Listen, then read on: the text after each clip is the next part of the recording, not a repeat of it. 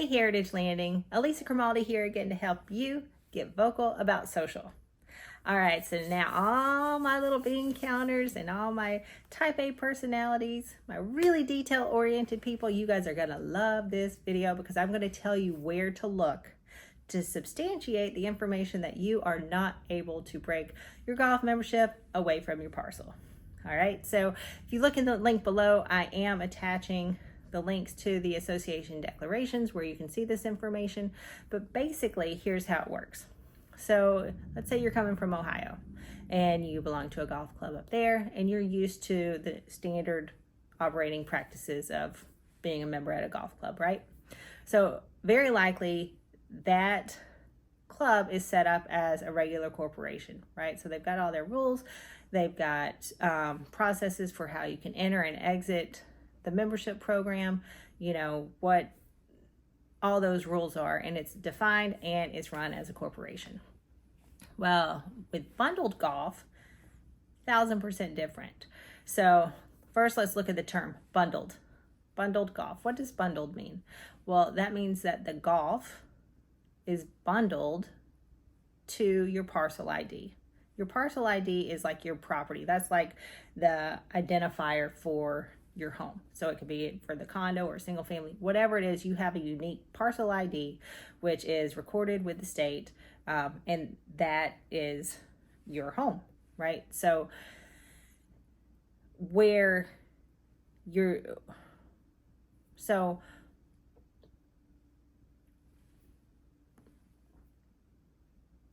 this is where it gets hairy, right? This is where you're not able to separate the golf membership from the parcel because the way it's set up is the golf club is actually set up as a homeowners association, which creates a whole different aspect for the club, right? So the golf club would be like the golf course, any of the golf related amenities, all that stuff is part of the golf club.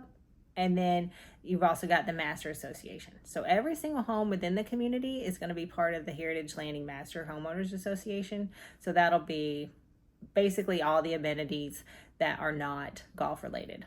If you own a golf property, then you're also going to be part of the Heritage Landing Golf Club. So the golf club, since it's set up as a homeowners association, it's governed by Florida Statute 720. So there's all these rules, ways that mandates on how you can change things and all that. It's all governed. It's very strict, and it's not just like a corporation where you change the rules whenever you want to. And whenever your parcel ID is recorded with the county, then it says, okay, you're part of this association. So the parcel IDs that are part of the golf club are distinctly defined within the declaration, and you're either in or you're out. There's no way to add it or take it away. So like, let's say I got sick, I can't golf anymore, and Bobby and Sue, they want my membership. Well, why don't I just say, okay, state, let's just take this membership away from me and give it to them. That's not how it works. You can't do that. So that's why it's property specific, and there's a whole lot of rigmarole. I've got a great HOA attorney. If you want to talk to her about it, she can go through all the ins and outs. If you want to debate this till you're blue in the face and pay $1 million in attorney's fees, but basically that's how it works. And so that's why when you purchase in the non-golf section and you think that, oh, well, you know, I heard a rumor that I could buy my membership from them, or I could rent their membership or do something like that. That's not how it works. So happy reading. It's probably, I would say, 600 pages of fun, so you'll probably be falling asleep reading it, but the information's in there, and you can also reference Florida Statute 720. Go online, Google that, you can see all that, but that's why you are not going to be able to add a golf membership to your property. So lots of more great information coming in the future videos. Please be sure to like and subscribe to the channel so that you get notifications whenever they come out, and don't forget to always ask for Elisa.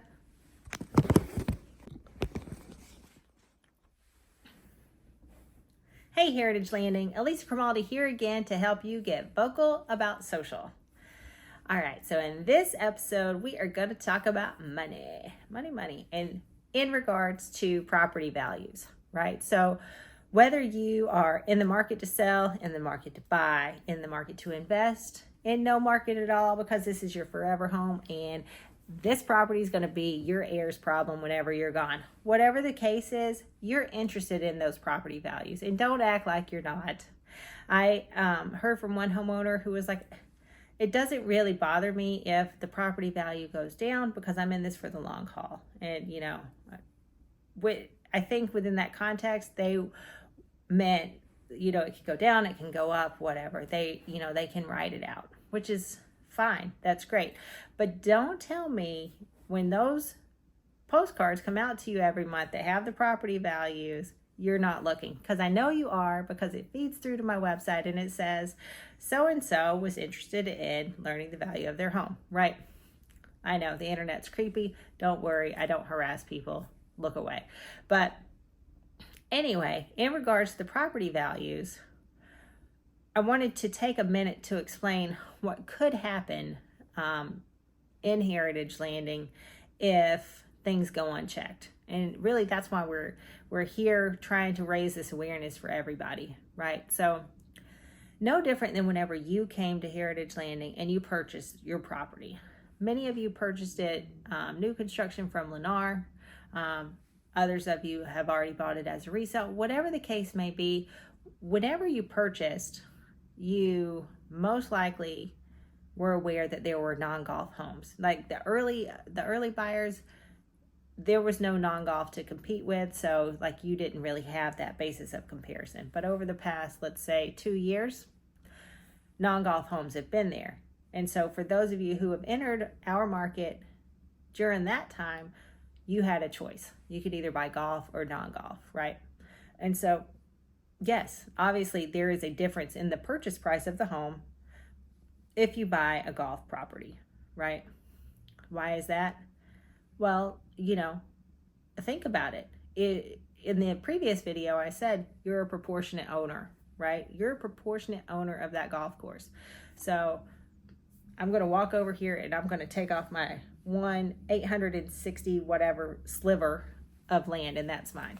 Well, that little parcel, that little bit with all of its revenue creation and all of the other amenities, everything that has value, right? So it would make sense that if you owned a property that had the golf membership would be more valuable, right? Because it's like you're a little stockholder in this revenue producing entity, right?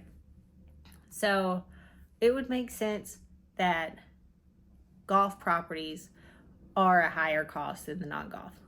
We all agree with that, right? But what's happening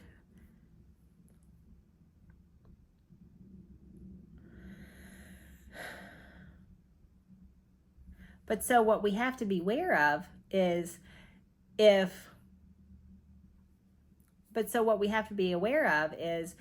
if potential buyers are not aware of this value of the golf and they think, oh, I can just go over here and golf whenever I want, or, oh, I can make friends with Bobby and Susie and golf as their guest, or whatever the case may be. If they think that they can purchase a non-golf home and still access our little Disneyland over here, then of course they're not going to pay the higher cost and invest in the golf property, right? I mean, who would? That would be silly. So that's why it's on us as homeowners and as residents within Heritage Landing to, raise that awareness level, because what will happen is, okay, so we have golf property values are here, non-golf are here for the exact same property, right? Well, if non-golf properties are so much less and all these people think that they can access the course, then what's going to happen? These people, maybe they already purchased another property somewhere else that they have to sell.